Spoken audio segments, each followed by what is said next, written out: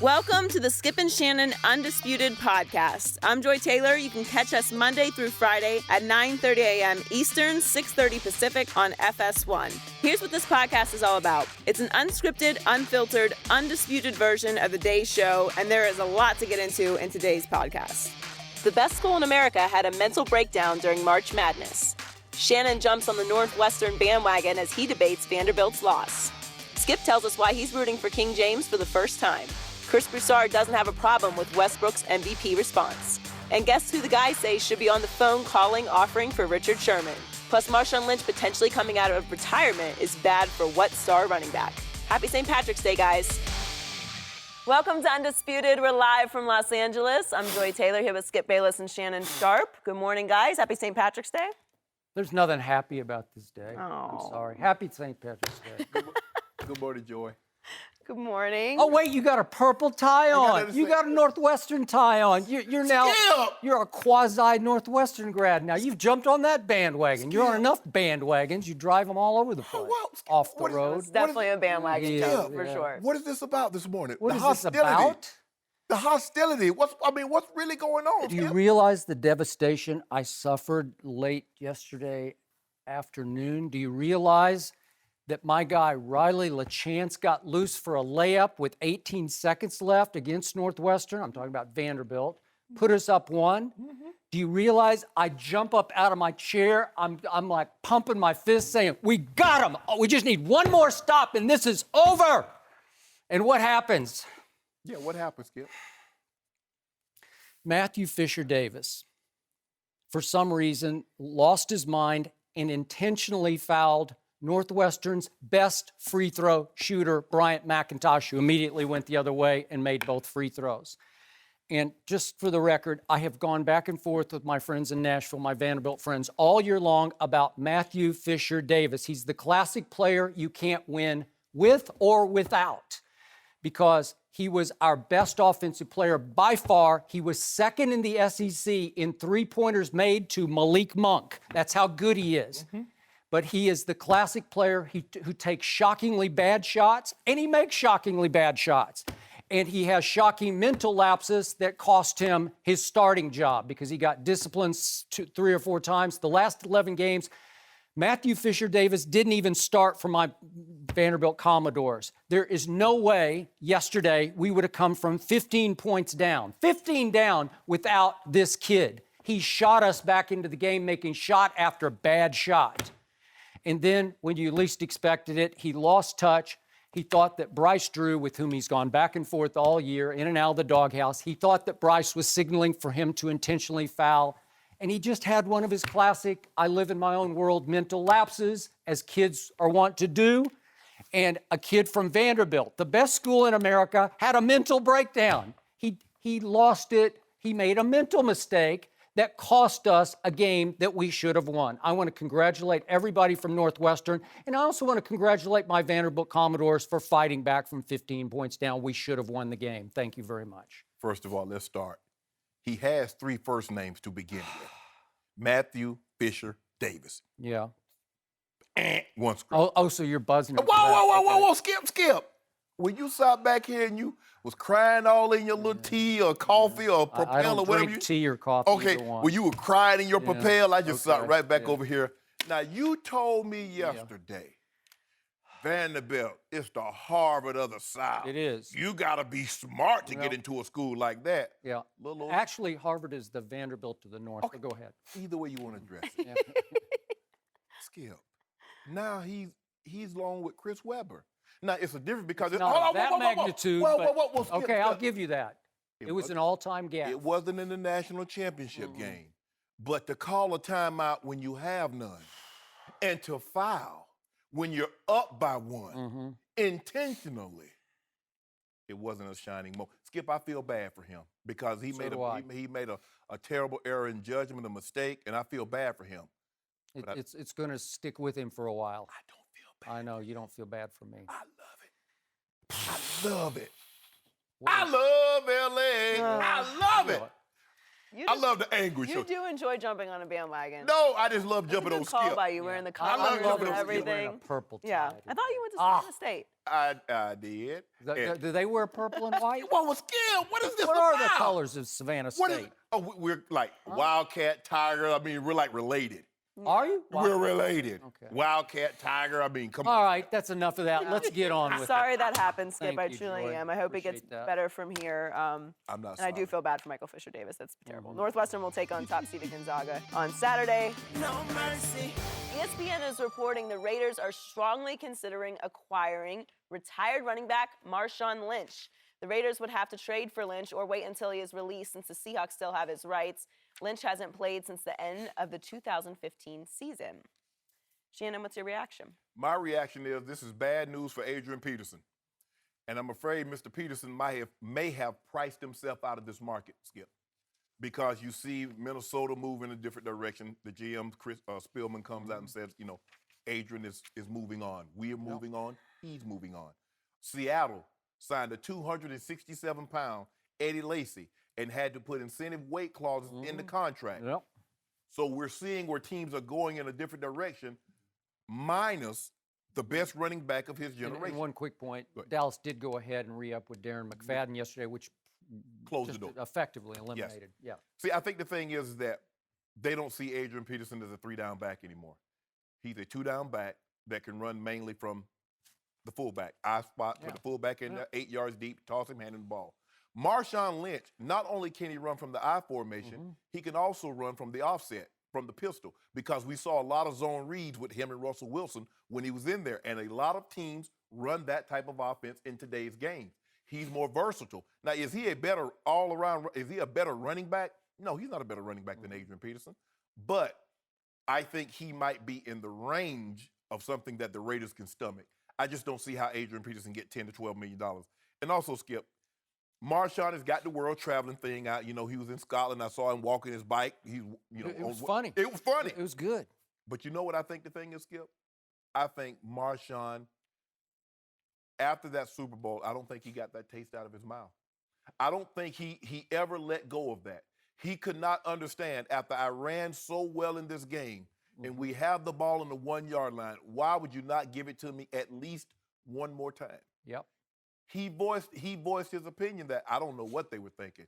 Maybe they didn't want me to win MVP. Maybe they didn't want me to be special that day. I don't think he's ever gotten over that. And I think it left a sour taste in his mouth. And, he wasn't the same guy that when he came back, he had a lot of nagging injuries. But I just don't think his heart was in it, because it's tough to lose a game like that when you're so close. And obviously he would have to be released, or they would have to, make a trade for him. But Skip, I like this. He's a Bay kid. He's an Oakland kid. His family's there. His friends are there. This makes perfect sense to me. Yep. They also have Richard, the great scat back, who's a returner, but he's very, very good on third down, so you wouldn't have to rely so much on Marshawn. But if they get Marshawn, I don't think they're getting him for 100 carries. He's going to probably carry the ball 200 times, Skip 225 times this year. They lose Murray, so this seems logical to me. I believe of all the backs that's out there, I believe he's probably the best fit for the Raiders. And because of the price tag that Adrian Peterson has, I think he's less appealing to a lot of teams. And the hardest thing for an athlete to do, Skip, is to not see themselves how other people see them. Adrian Peterson still sees himself as a great back. He sees himself as a $10 to $12 million back. But the other 30 teams saying, that's not how we see you. It doesn't matter how you see yourself, because you're not paying yourself. How do other teams see you? So, but for them to think about this, Skip. Now, I want you to think about this. They would rather have a guy that was retired for a year as opposed to a guy that was an MVP, a 2,000-yard rusher. I think that says a lot. Unfortunately, it does. I opened up yesterday by saying it was sad to me for Adrian Peterson, because he's getting doors slammed in his face, and I'm sure it's eating him up. Of course. Because you know how facing that athletic mortality gets. It's hard to look yourself in the mirror and then say, what just happened to me? Where did I go? Skip, You had to go through it? Think about this, Skip. How hard he trains, how hard he conditions, and works out and eats properly. And Seattle said, we would rather take a guy that we got to motivate. Not only are we paying him $3.5 million, but we got to put incentives in his contract to make sure he makes weight once a month. We would rather have that guy. They upped the numbers. I mean, Pete Carroll's going to be a little more lenient because the max bottom is the minimum is 245. So Green Bay was 235, and Pete's going to say, I want him bigger. I'll let him go to 245, but that's it. So what did that say, Skip? They would rather have him. That's correct. Because think about it. $3.5 million is not enough to motivate him to keep his weight under control. We're going to give you an extra $80,000 or an extra $100,000 every time you hit one of these benchmarks. Man, I tell people all the time, and this is my favorite story I tell athletes, I can motivate you by fear, I can motivate you by reward, but the only motivation that's sustainable is self-motivation. If it's not in you to motivate yourself. That is a fact. I'm with you on that. You're wasting your time. It's all about what's burning in your stomach and your heart. Well, we know what's burning in his stomach. Tacos, that's honey buns, fried chicken, cupcakes, you are correct. Donuts. You are correct. Back to the dilemma here. Marshawn versus Adrian Peterson. They're both about the same age. Actually, Marshawn's a year younger. About a year, but he's about to turn 31, and Adrian's going on 32. But they're in the ballpark. Came out in the same draft, 5 picks apart. Got it. And this is tough for me because the one guy I don't bet against, certainly on conditioning, is Adrian Peterson. Yes. So does he want to play? Is his fire still burnt? Yes, it is. The problem is he's coming off a knee injury that really restricted him. I thought he'd bounce right back because it was supposed to be just an arthroscopic surgery. Nope. He's had the complete reconstruction going back before he bounced back with the That was the end of December of 2011 because he won the MVP in 2012. You got it. So that's troubling for a running back of this age, and he is a high collision back, as has Marshawn been.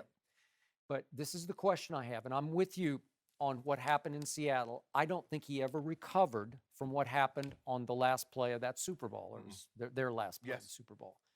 And yet, the question I can't answer, did he lose heart because of that play, or did he lose some desire for running into people? Because I don't know. It's somewhere in there. There's probably a little lost desire, but it could be, if you can argue with me, it's all lost heart, that he still wanted to play football, that he still has 2 good years of football left in his body, especially after a refreshing last year when he got to take the whole year off. Right.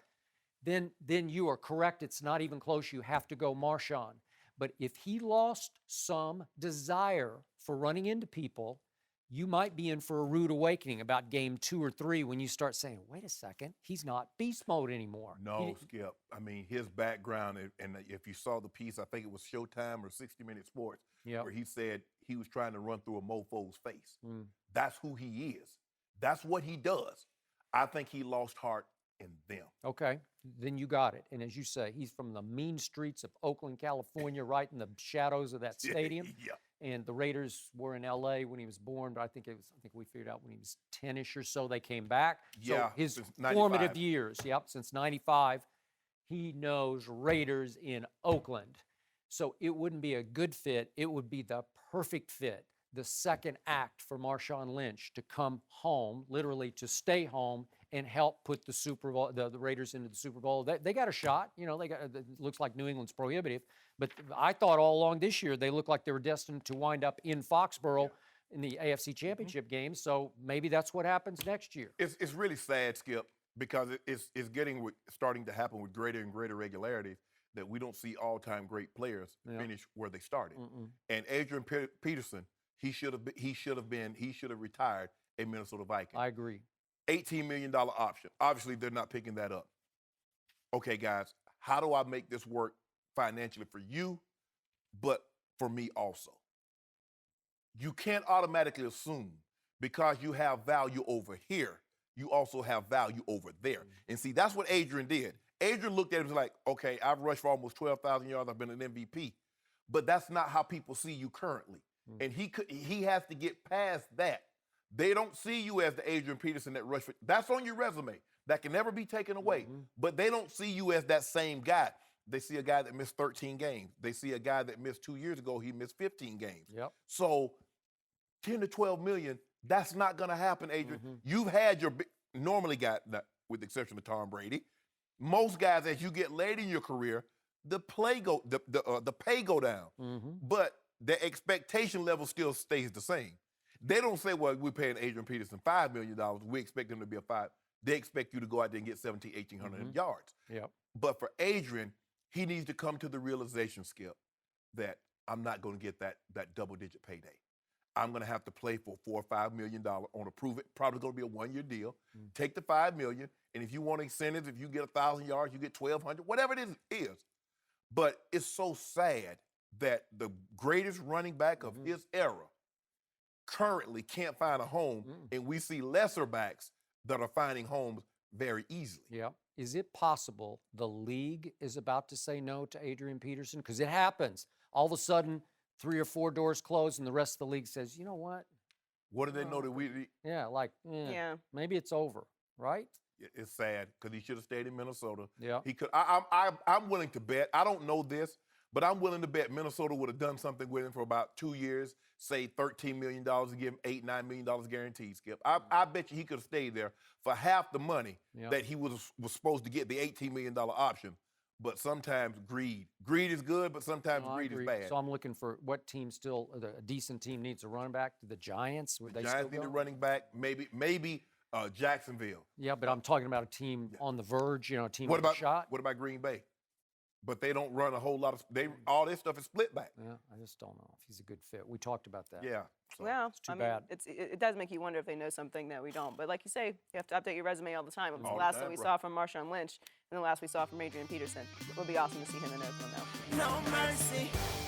LeBron James scored 33 points, including 17 in the fourth quarter in a win against the Jazz last night. Kevin Love returned after missing 13 games with a knee injury. But Iman Shumpert and Kyrie Irving had to leave with injuries. After the game, LeBron talks about having to step up for the win. Let's take a listen. Kyrie looked at me and said he probably wouldn't be able to finish the game. So, I knew obviously, with Kev, overseeing, he had to give him many restrictions coming back. I knew Shump was out, and I knew Kyrie wasn't going to be able to finish the game, so I had to step up the scoring load a little bit, be a little bit more aggressive, and I was able to do that. Shannon, how impressed were you with LeBron last night? Can you stop writing and pay attention to me? I need your attention. I need don't- your when you talk undivided about attention. LeBron, I I just need your tune out, undivided 'cause it's attention. always the Skip same Bayless. stuff. No, it ain't the same. Describe your jammies that you wore last It ain't night. the I want to same hear them, stuff. please. I'll Because- listen to that. Because you keep talking about Kyrie Irving as the closer. Yeah. Oh, LeBron, he's so unclutch. But guess what last night? What happened? No Kyrie in the fourth. No Shump in the fourth. Wow. Kevin Love on minute restrictions, he didn't play in the fourth. And the King, we tied up against the best, one of the best top 3 defensive teams in all of basketball. They got the Stifle Tower, Rudy Gobert. Woo! Gordon Hayward, all those guys be arms everywhere. Thought an octopus was on the court. LeBron couldn't even see the rim. And then he said, you know what? Kyrie ain't here. Let me go on and show everybody the King of Akron what I do on the reg. I'm going to go get me 17 points. Now, we only going to score 24. But I'm going to go get me 17. And I'm going to hit JR with this assist for the 3 that put the dagger in the vampire and say good night. Put the women and children to bed, folks. Really? It's over. Wait, the Jazz are not vampires? I want to stop it, Skip. Hold on. Now, you just praised Russell Westbrook for beating the Jazz 3 straight times. Now you put him down because the King did what he does. Now, Tell me when it's my no, turn. it ain't your turn yet. I will tell you when it's your turn. 17 points. Big key assist. So 20 of the 24 points had something to do with Bron. Reminds me of the game 6. Remember when they were down, they was in Miami? They were down by 10. He scored 16, had 2 assists, 22 of the 30 points. But I ain't even going to Skip. You know what? No, Skip, I'm not going to go there. You're tiptoeing into the minefield. Skip. You know what just Skip. happened? Skip. You're going to step on a landmine. Skip. Got to talk about the last 3 minutes of that game. What happened? Go ahead. Skip, talk about this, sir. Now, I want you to think about who he was playing with the fourth quarter. J.R. Smith just got back. Richard Jefferson, Channing Frye, Yep. and Deron Williams. And you know Darren Williams, the one that you said got cut from the Mavericks for NBA D League or Yogi Ferrell. That's who LeBron had on the court. That's who LeBron brought him home with. There have been 76 guys in the NBA that's attempted 150 shots in the fourth quarter. LeBron is number 1 in field goal percentage. Guess who's 30th, Skip? Kawhi Leonard is 30th? In field goal percentage in the fourth quarter. Guess fourth quarters are long quarters, though. We have to boil it down to the last 3 minutes. Skip. Yeah. Guess who's 44th? Your MVP. Russell Westbrook. Guess who's 64th? James Harden. So, but see, I already know what you're going to do. You're going to look at the last. Oh, you're going to preempt me. You're going to say what? How do you know what I'm going to say? He's been stealing your notes. I think you have. He's going to go to like the last minute and 15 seconds. Maybe you're prepping. When LeBron got fouled and he went to the free throw line and he missed his 2 free throws. But LeBron wasn't worried about that because you know why? He said, because I'm going to get this dynamic assist because I want to hit JR to get him back into the rhythm. Do you have a microwave To the rhythm in your dressing of the room? night, to the early morning Yeah, light. maybe Shannon's bugging you. Yeah, you might king have that. of Akron is here. Tell me when it's my turn. It's your turn. By the way, I was actually rooting for once for LeBron James last night because I want the Oklahoma City Thunder to catch the Utah Jazz because you said there's no way they could get to the 4 seed, and now they're only 3.5 backs. Thank you, King of Akron. We do appreciate that you pulled off a win against a team that, speaking on the reg, Russell Westbrook has torched the same team in 3 straight fourth quarters. He's just taken over the game in the fourth quarter and beaten Utah once, twice, 3 times an MVP, Russell Westbrook. So this was like old hat to me. Okay, it was a nice night for LeBron James. He scored 17 points, but let's look how he did it. 3 layups in the fourth quarter, 2 dunks in the fourth quarter. LeBron wins the dunk contest on a regular basis, game after game, but he won't participate, of course, in the dunk contest because it's a little too scary because the whole world be watching. He might mess up. It's a solo stage. Like they haven't been watching since he was 18 on Sports Illustrated. 2 more points he scored in the fourth was on a 4-foot bank shot, and as you say, he can just get to the rim anytime he wants to get to it. And he did make 1 front-running 3 that put them up 7. See what you do, Skip. Okay, well, See what it's you do, okay. Skip. He did make it 3. I give it to him. Why you had to say front-running, And by the way, he did make those 2 free throws, and I was highly impressed with those 2 free throws because they came at a point when they actually needed him to make the 2 free throws, when the game was still a game. And yet, for the game, speaking of the entire game, wait a second, is this correct? Maybe I got the wrong box score here. Maybe I got a misprint. I don't know, but this says 5 of 10. 5 of 10 from the free throw line? So timeout. The MVP, you keep selling for MVP, right? You got him up there somewhere? He's right? up there high. Up there high. So the MVP of the NBA right now is making 67.7% of his free throws.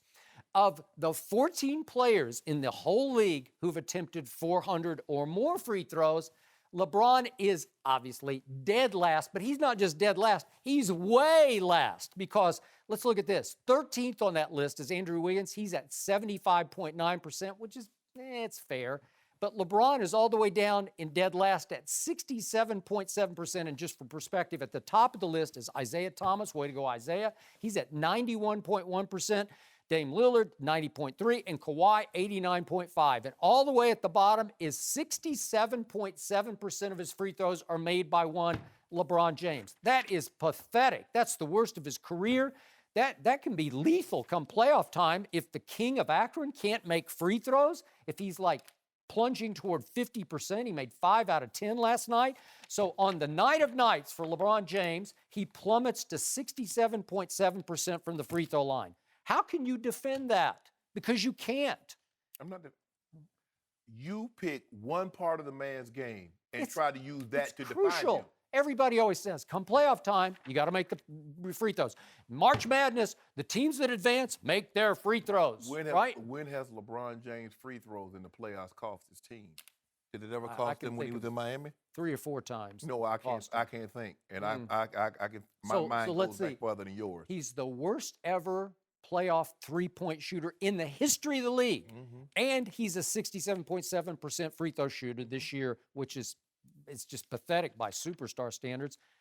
Man, I don't know if I trust him. He's the worst three-point shooter in playoff history, but he's tied for the second most final MVPs in NBA history. Wow. He had, check his game 7, when all, like you like to say, when all the marbles are on the table and I know you didn't play marbles as a kid because you ain't have no friends that want to play with you. I played with marbles. Had a big old bag full of them, too. Cat size and everything. Shooters, You're right. the big boulders. I didn't have any friends. You ain't have no friends, no. didn't. Because I already know because you were talking crazy to them back then. I probably was. But LeBron is averaging 26, 8.5, and 9. Okay. He's on pace in the 70-year history of the NBA. No other forward has ever averaged 9 assists a game. But in the finals, if Ray Allen doesn't hit the shot of shots, the greatest clutch shot ever, LeBron loses that finals. And if Draymond doesn't get suspended last year, LeBron loses that finals down 3-1 going back to Oakland. That would make LeBron James now 1-6 in the NBA Finals. If Tom Brady does not get the tuck rule, he doesn't go to that first Super Bowl. I'll give you that one. If Adam Vinatieri doesn't make those 2 walk-off field goals. Part of football. So Ray Allen making a shot ain't part of basketball. Okay, but who set up Adam Vinatieri? Brady did. Might make completion after completion after. Wait, did LeBron set up Ray Allen? Well, he set him up with a brick of a three-point shot that was bricked so badly it bounced so far off that Bosch tracked down the long rebound and kicked it to Ray. How about this? Skip? Wow. Maybe LeBron planned it. Maybe he aimed at the back iron. He said, I'm going to clang this so badly that it's going to fly out of the lane so that Bosch can track it. Let me talk. Okay, yeah, let you talk. They were down 10 in Game 6 heading into the fourth quarter. LeBron James scored 16 points. He hit 3 threes. He assisted another 2. So 22 of the 30 points that they scored in the fourth to get it to overtime. When the money was on the table, LeBron turned it over, unforced errors 3 straight times in the last 3 minutes. And he missed the shot that would have tied the game, the three-point shot. Okay, what and about by the overtime? way, What about overtime? If Ginobili and Kawhi make their free throws, we are having a completely different conversation. Hold on now. My Spurs are up 5 with 18 seconds left in the game. How can you blow that? I mean, the only place I've seen this many ifs are in the dictionary. In 1 minute, if Ray Allen didn't make that shot, if Manu made his free throws, if Kawhi made his 3 free throws, if Bosch didn't track down that shot, if LeBron had to hit that shot, I mean, Skip. And wait a second. You're on the limit. Tim Duncan wasn't even in the game at the end of the game. If Tim Duncan had been in the game. If Tim Duncan had been in the game, there's no way. What about that layup Tim Duncan missed in Game 7? Well, but they were shot. That is they shot. Were shot. They were done. Psychologically cooked. That's what LeBron I don't know how they hang. It was a shame that they were able to hang in the game in Game 7. That's what LeBron do to you. He snatched your soul. Oh, yeah, he snatched your soul. Yeah, he snatched Draymond's soul last year. Yeah, nobody told Draymond to pretend like he's in the Rockettes. I mean, the man kicking him. Come on, Skip, what did they do? Where did they do that at? He called LeBron the most disrespectful term a man can call a man. He did. Right? And LeBron said, I'm gonna show you a beat. Wow. I'm gonna drop 41. Wow. I'm gonna drop 41 on you. Woo. Like your tweet. On him? Did he do that, or did he get the commissioner a little Skip. text? He did. You know how you said the Vanderbilt was gonna drop an anchor? LeBron dropped that Why 41 are you bringing anchor. up old stuff, Shannon? You know what? I'm finna find somebody to make me a gift about Miss Petty. I need me a Petty gift. I do like that we get to show the Ray Allen shot so many times on this show. Look at that. Look at the king of Akron. I see it, Skip. Yeah. Skip. Can we see the Ray Allen shot the just gods- one more time? Just The one more gods time. have Please, foretold of please. this. Look at it. They It's foretold so of this. beautiful. Long rebound. Whoops. Back up and hit it. Hit it, Ray. What? Bang. It went in. It went in again. I feel like if we show it enough times, one of these times he's going to miss it. Was that Mike Breen? And we're going to win. Mike Breen knew it was We're going to gonna hit. Bang! Bang! It hurt. See, that's when you were a Heat fan, Shannon. Skip. I That hate hurt. to say it, but it was as clean as a whistle. I mean, it was a swish of Hold swish. on, time out. You mean to tell me Ray Allen got that shot off? That was Kawhi Leonard in his face. I think it was Tony Parker. That was Kawhi. Oh, hold on. Now Tony Parker wears number 2. So now Tony Parker's number 2. No, I think it was. No, I think it is. Oh, what about the claw? The claw. The claw. Stop LeBron. No mercy. Russell Westbrook had his 34th triple-double of the season and 4th in a row in last night's blowout win against the Raptors. Before the game, Westbrook was asked about Steph Curry saying that James Harden should be the NBA MVP. Let's take a listen. Do you pay attention to when other players talk about who the MVP could be? I don't. So has anyone told you that Curry shared his opinion that it should be Harden because of where the Rockets are in the standings? I don't care. It don't matter what he say. Who is he? We're joined by Chris Broussard. Welcome, Chris. Thank you. Do you have a problem with Russ's answer? No, not at all. I kind of like it. I mean, You kind of expected it to. yeah. I felt like you learned two things here. Number one, he does want the MVP award. Of course. Like, he cares. I mean, everybody, of course, inside wants it. But he didn't give his stock answer of, I don't care about the MVP. You know, I'm just trying to win games and all that stuff, okay? So he didn't cut it off, so that tells you he wants it. And he wants the triple-double, too. Remember a week or so ago against Phoenix? Yes. When they were game's over, last few seconds he throws an alley-oop to get that 10th assist. Yeah. Which, again, I'm not mad at him. I would want to average a triple-double if I could do it too as a player, all right? Especially in the circumstances he's in. Secondly, you saw he doesn't have any love for Steph. Nope. This is the second time now he's dissed him publicly. Obviously, last year in the Western Conference Finals, asked about Steph's defense. Again, most players would be like, yeah, you know, he's improved on that end. Or what, you know, I don't talk about the other teams, players, whatever. Give some politically correct answer. He laughed. All right, and this time, you could take it as, well, Steph, he don't have a vote, so what's it matter what another player said? No, I don't think, if it was LeBron, I don't think he would have said that about LeBron. I don't think he would have said, who's he? If it was Kawhi Leonard, I don't think he would have said, who's he? I think if it's Steph, but also anybody on the Warriors. Yeah. I think he would have been like, who's he? Because that's who Kevin Durant left him to play with. We could talk about Draymond and Clay and all the others, but that's the same position, and that's who he left him for. And so, look, I don't think Oklahoma City could beat them in the playoffs, but I would love to see a matchup because I think it would just be tremendous. Let's be all the way 100. And I mean this figuratively. KD and Russ, they were girls. They were dating. They were boyfriend and girlfriend. And KD left Russ for Steph. So what does that mean? I got animosity for you, Steph, because you stole my guy. That was my guy. That's right. We were supposed to take this thing to the finish line, and now he left me for you. And in his mind, he looked better than you. Yes! Because he's smarter than you and all that. He's saying that everything Kevin Durant, the way Russell is taking it, everything that Kevin Durant wants, he couldn't achieve with me, but he can with him. And he's like, oh, okay. Now, they voted after the man's averaging a triple-double at the All-Star game, they voted Steph Curry to start and not him. So every time you turn around, the player said Russell is having a better season. The coaches said Steph. Now the fans got the tiebreaker. So now Steph is starting the All-Star game. He's always from moving. The fans said Steph. Yeah. The coaches said Russ too. Coaches and players. No, because I thought it's 3. It's 3 and 3, right? Yeah. And so I thought the players said Russ, the coaches said Steph, and the fans is determining vote. Yeah. It's always going to be like this, Skip, moving forward. Mm-hmm. I don't see him changing his stance towards Steph. So if you don't want the answer, don't ask him about Steph Curry. Mm-hmm. Don't ask him about the Warriors because he's going to give you his honest opinion, and it's going to make you like, what do we mean by that? You know exactly what he means. Mm-hmm. Who is Steph Curry? Mm-hmm. I don't care about he won no 2 MVPs and he won a final. Mm-mm. He ain't better than me. Mm-mm. When he averaged a triple-double, y'all called me. Mm-hmm.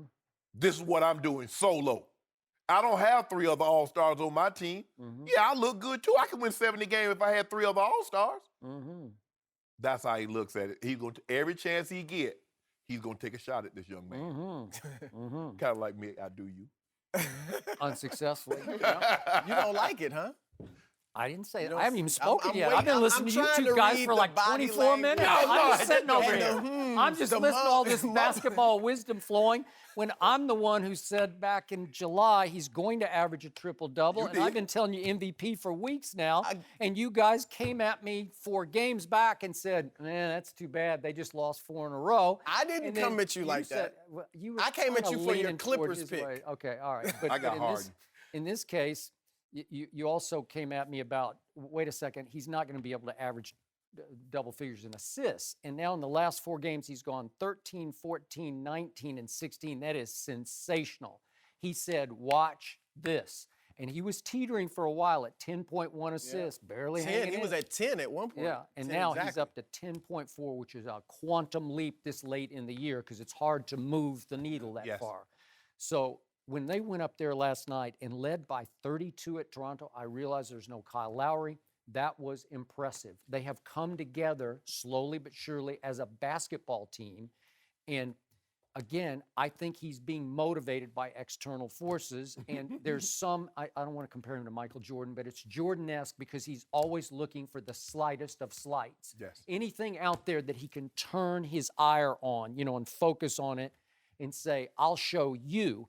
And the only thing I was trying to mitigate here a little bit with the media, you have dealt with the Oklahoma City PR people. They're difficult, and they control it with iron fists, and they let Kevin Durant, and Russell get away with near murder as far as how they were able to deal with the media because the slightest of negative questions gets censored by the Oklahoma City media people. So Russell does have a big chip on his shoulder with the reporters, and you're prone to get that kind of response on any sort of innocent, like it was the most obvious question to ask. Hey, what did you think about Steph's comment about MVP? Well, Russell takes it as a negative question, so you're going to get a dismissive answer potentially, which is in the end. You don't think it's personal? I do think it's personal, but again, you have to keep it in the context of the way these guys treat the Oklahoma City media. They dismiss every question, any sort of negative. If it has any negativity attached to it, they look at him with disdain, like, how dare you ask me that question? Because they've been allowed to do that for a long time. When you talk about Michael Jordan had no peer at his position. Nobody ever thought Clyde Drexler was a better two guard than Michael Jordan. I mean, Jordan was Elijah Wan and Barkley and the Malones. Well, really Magic and Bird. Right, but there was nobody at his position. Yep. You think about the point guards that play in the NBA currently. You got Dame Lillard, you got Kyrie, you got Steph Curry, you got James Harden. So you really could on a given night, there was never a given night that you would have taken any two guard over Michael Jordan. But on a given night, Kyrie can go get 50. Yeah. Steph can go get 50. James Harden, all these guys can go.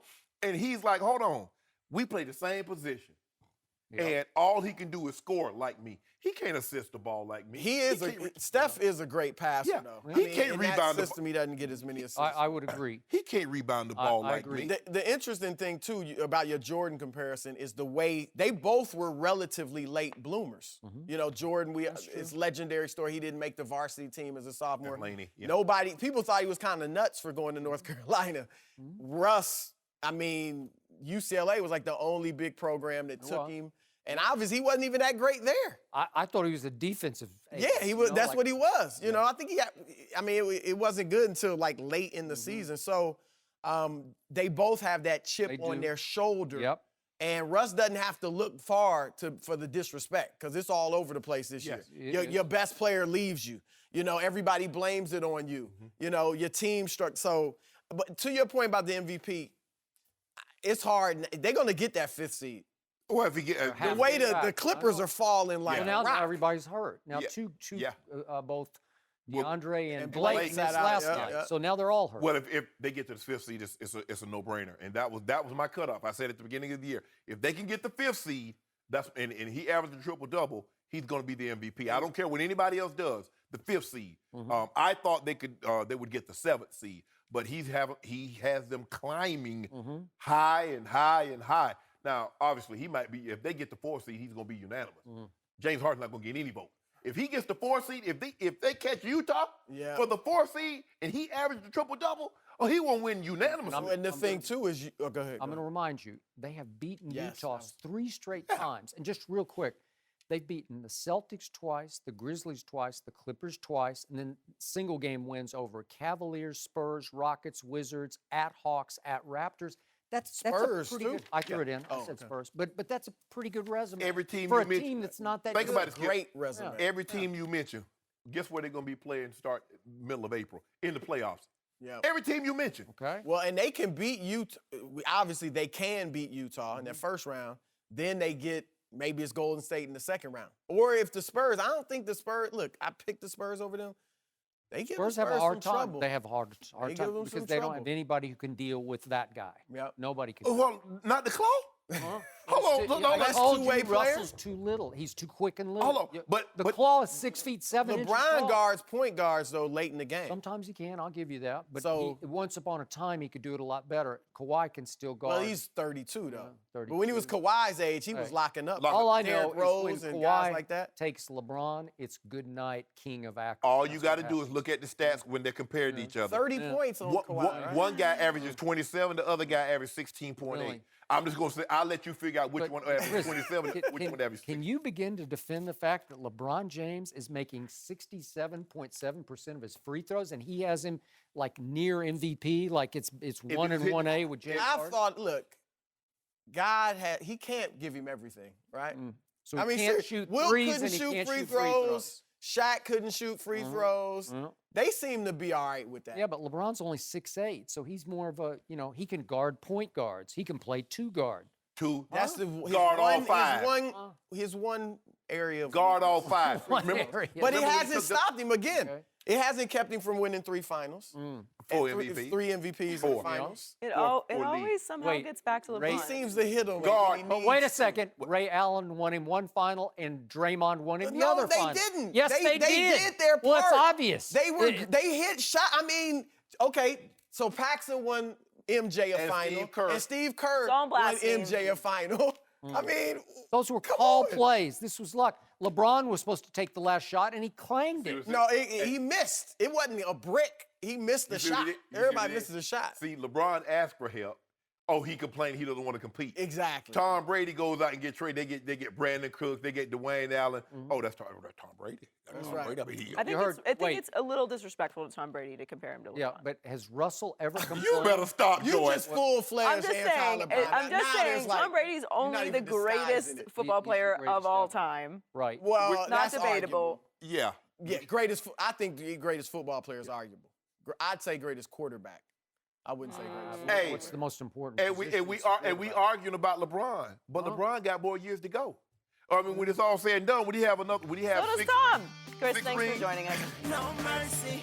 The Ringer reported the Seahawks could entertain trading Richard Sherman. We're joined by Fox NFL analyst Greg Jennings. Welcome, Greg.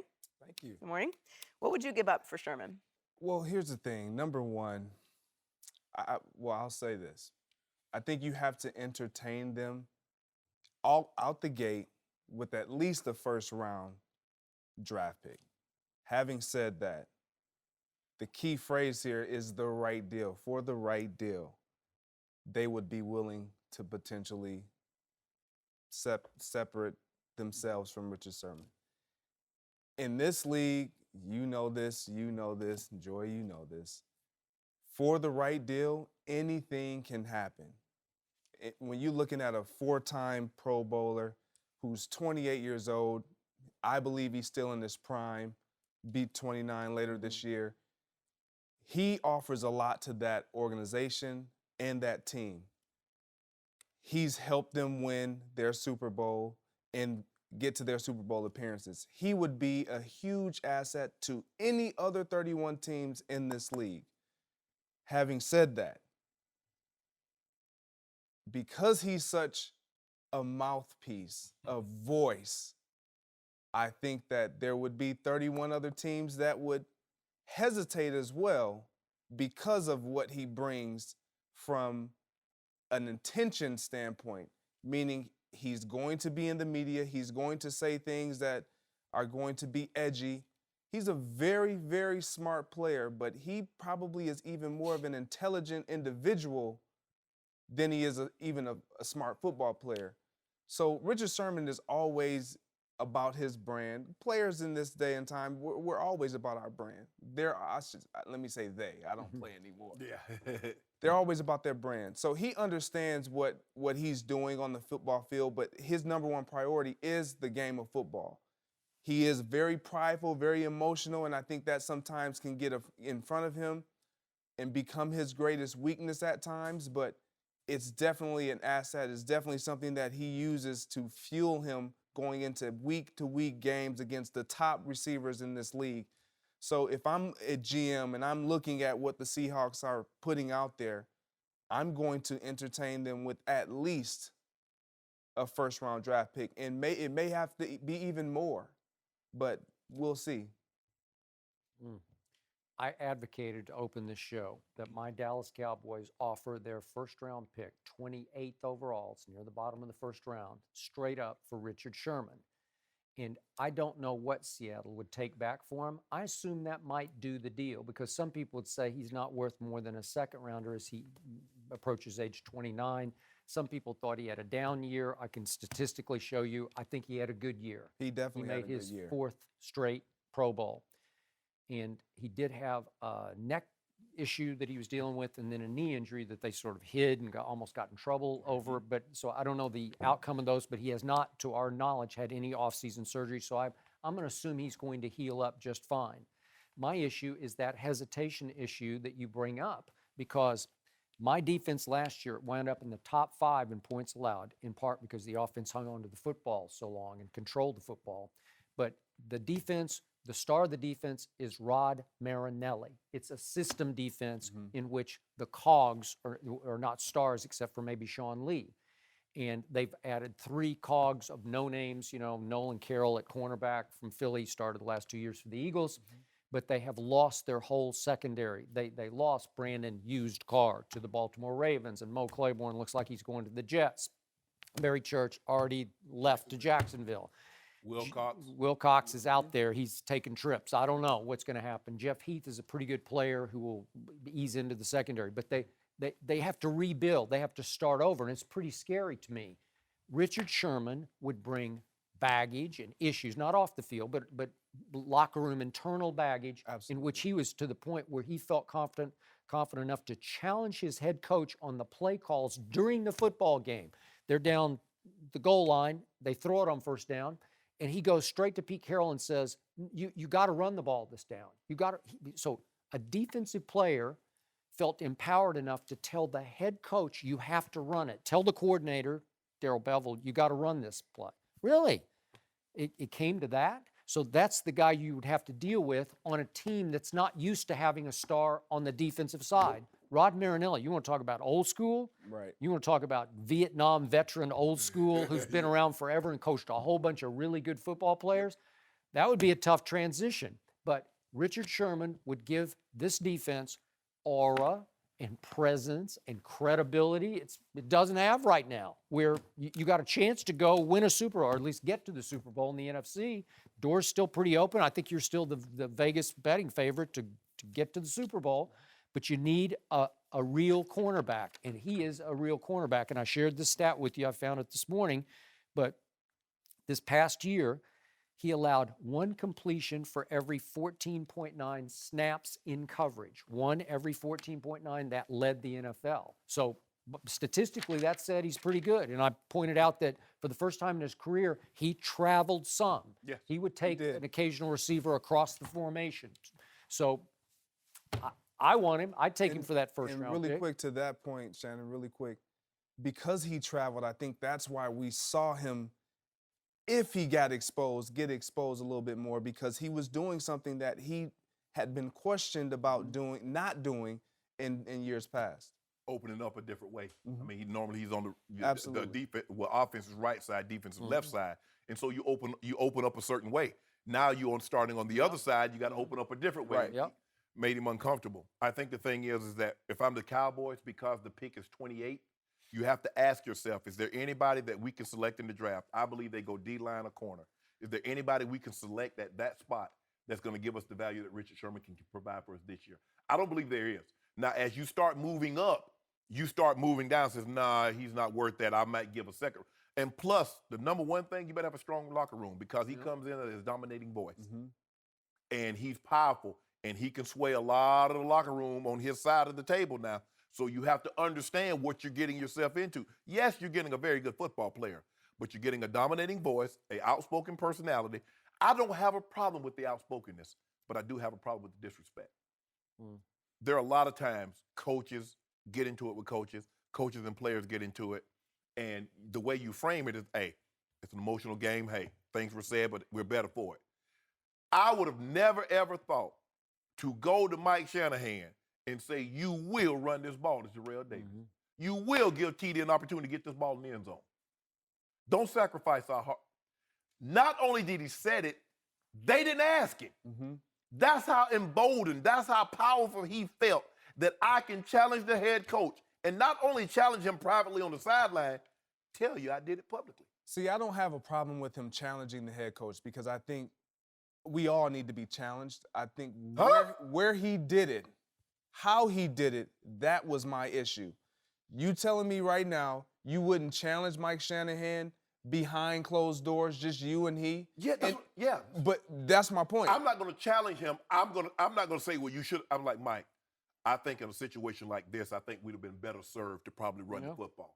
I say at this juncture of the game, the time on the clock, but to go to the head coach, it's your delivery that's different. Yeah, exactly. And it's your timing. When would that occur? Would it be the next day? Right. The next week? Right. I mean, think about it. You gonna go to the coach on the sideline. Yeah, no, that's completely. But Greg, okay, even if you did that, you go in front of the cameras after the game and say, I told Pete, you will not do that again.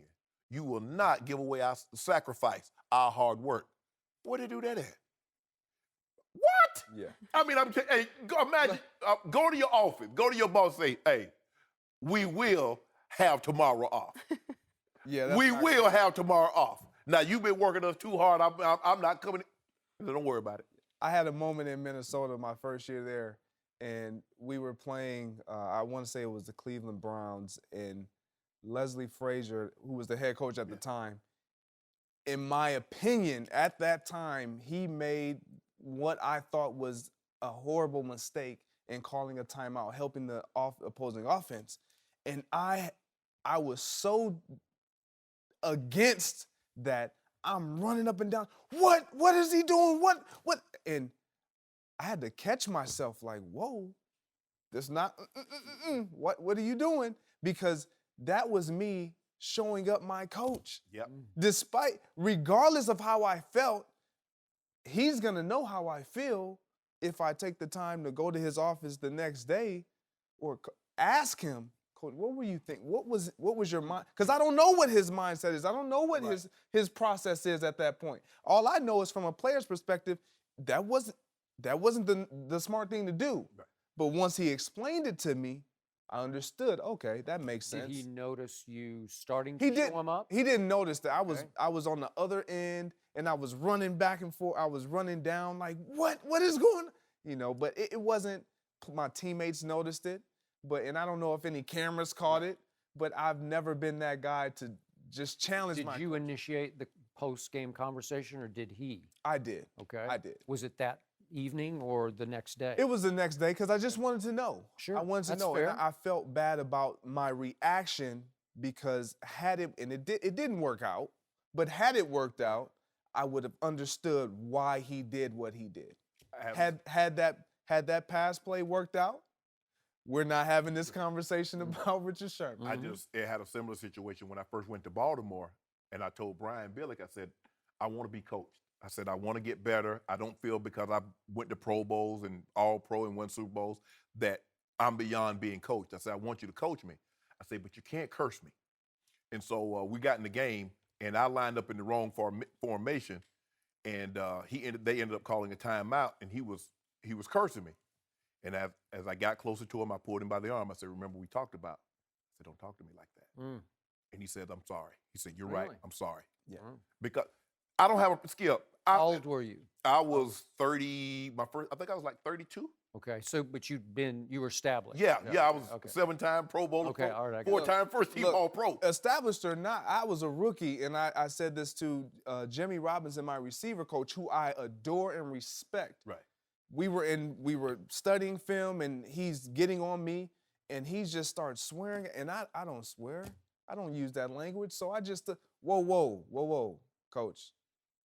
I don't mind you yelling at me. I don't mind you being upset. Really? But just in that, don't use those words because I would never use them to you. Honored that? He honored that. Yeah. Okay. He did. But interesting. It's simple, Skip. The way I look at it, I'm not going to allow anybody to call me something Mary Porter didn't call me. And she gave me everything but life.